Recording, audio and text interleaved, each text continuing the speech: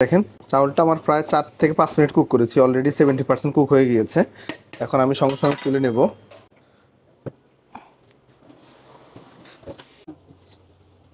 আচ্ছা, চাউলটা তারপর রাইসের উপর দিয়ে দিচ্ছি। অর্ধেক রাইস রেখে দিবেন, আর বাকি অর্ধেক রাইস 2টা লেয়ারের পরে দিবেন। মাঝখানের লেয়ারে আমি কিশমিশ দিয়ে দিচ্ছি, তারপর কিছু কাঁচামরিচ দিচ্ছি, আর অবশ্যই কিছু ভাজা পেঁয়াজ দিতে হবে। ভাজা পেঁয়াজ ছাড়া কিন্তু এটা ফ্লেভার আসবে না।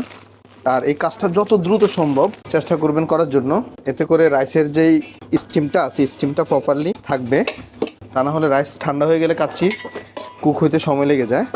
আচ্ছা, এখন এখানে আপনারা চাইলে একটু লিকুইড মিল্ক অ্যাড করতে পারেন, বাট আমি কোনো লিকুইড মিল্ক ইউজ করব না। আমি জাস্ট অল্প একটু ঘি দেব, আর উপরে একটু ভাজা পেঁয়াজ।